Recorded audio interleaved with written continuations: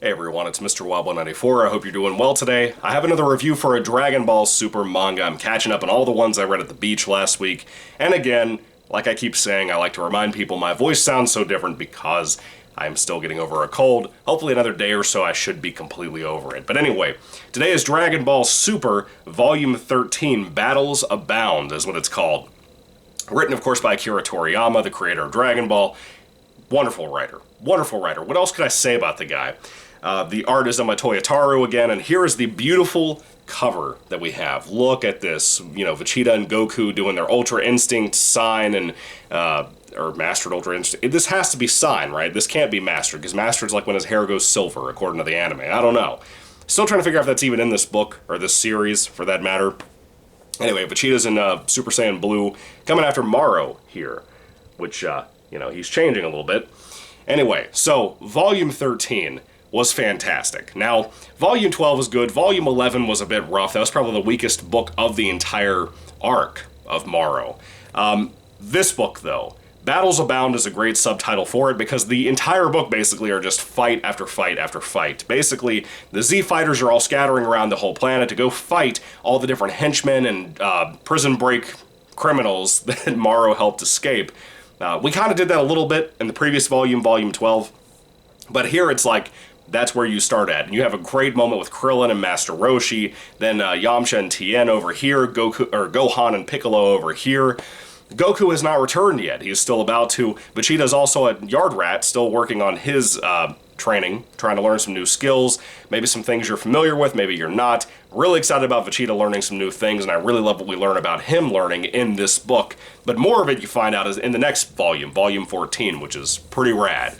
But let me be frank with you, most of this book, again, is not really Goku and Vegeta. Matter of fact, Vegeta's barely in the book. This volume, Vegeta's barely there. He and Goku are what I read Dragon Ball Z for, or just Dragon Ball in general. Goku is here for about half the book. The first portion of the book, not so much. He really doesn't come in until about maybe a quarter of the way through. About 50 pages in, he finally starts to show up, do his thing, help people. And it kind of becomes at one point where Goku is saving all the other Z fighters who should be able to hold their own against generic criminals from the space jailbreak galactic prison. The prison stuff led into something really cool here I did like. There are a couple of prisoners I don't really like all that much. 7-3 is okay. He has some cool abilities. And that's about it. We have another guy in here that's kind of a big villain who is kind of the right-hand man of Maro. His name is Sagan Bo. Sagan Bo, I don't know. It sounds weird. Anyway, I'm not a big fan of this guy. I understand his purpose in the story, the kind of foreshadowing his character shows in this story. I get all that. By the time I've read the other two volumes, I get it. But when I was reading this actual book, all I kept thinking was all of this time that we're wasting on not Goku and Maro, or Goku and Vegeta, or Goku and Vegeta fighting Maro, we're wasting it on time like this with Sagan Bo and Goku. Let me just tell you, from a foreshadowing, it's great. It's a really good thing. It's a very good place to have it. It's just the character of Sagan Bo, however you say his name, just not a fan of the character. He's very, very much a generic right-hand henchman you've seen in everything from Lord Slug to BoJack Unbound. It's just whatever, you know? Not a big fan. Not a big fan of that guy. And a lot of the book, for at least 50 pages of the book, are Goku and this guy showing down. And the first half of the book, again, is so not focused on Goku and Maro fighting, but let me tell you, from page 100 to 200, the other half of Volume 13, it is all Goku and Maro fighting, with some interludes here and there for some other things, like where Vegeta is, what he's doing, what he's learned at his training at Yard Rat. But outside of that, you really just have, for the other half of the book, Goku and Maro throwing down, and dude, it is fantastic. If you like the Ultra Instinct, Sign, Mastered, whatever, mainly Sign, I think is what they said in here. What's the difference? What's the difference? I don't understand. Goku supposedly may have mastered this by now with his training in the previous volume and the beginning of this book with Meru, but we're not really sure. Mirus? However you say his name. I would like some clarification on how to say his name. I keep saying that. There's not a whole lot of Mirus in this book, matter of fact. He really comes in the next couple of volumes, but not so much in this one.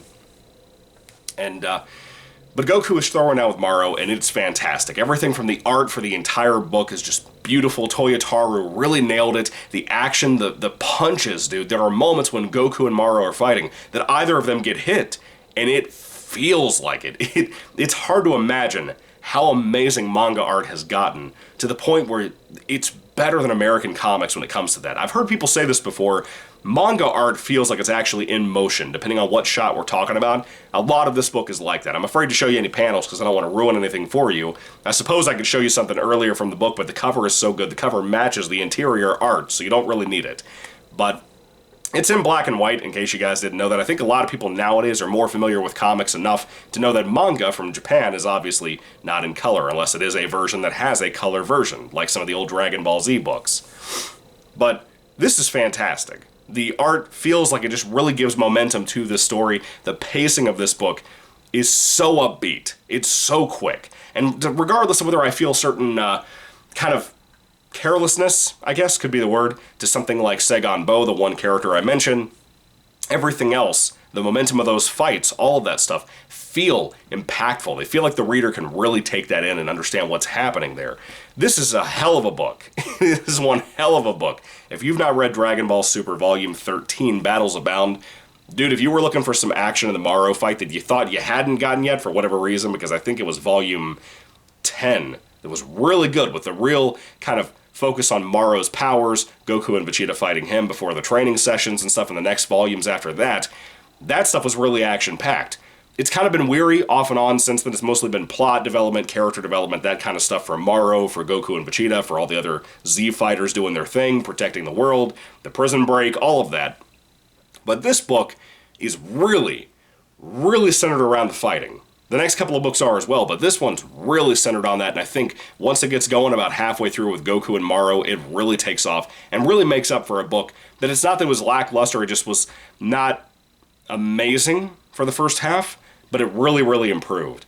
Overall, by the end of the book, if I had to give Dragon Ball Super Volume 13 Battles Abound on a 5-star basis, if I had to rate it a star, I would probably give it a 4 out of 5 stars, man. It's a really good read, a really enjoyable, crazy, wild ride with, again, a wonderful cover, wonderful art. This is one hell of a read. If you have not read Volume 13, dude, if you were disappointed at all with Volume 12 or Volume 11, I'm telling you, please stick with the Maro arc. Stick with it. When you get to this volume, it's so good, it'll be worth every second you waited. Even for like the Master Roshi moment in here, dude. What a great read. Anyway, have you read it? What do you think about it? I'd love to hear your thoughts and comments on the Maro arc so far, if this happens to be the most recent volume I've read. I'd love to hear your thoughts. I'd love to hear your thoughts on Maro and some of the kind of henchmen like Sagan-Bo, 7-3, whatever you think about all those guys. I'd love to hear all that down below too. Do you think this was one really good action-packed read? I definitely think it was. I thought it was a really fun time. Can't wait to talk about the next upcoming books when we finally have the finale in the next 2 for this whole arc. But anyway, with that being said, what'd you think? Put your thoughts and comments down below. Thank you all for watching, guys. God bless you all, and goodbye.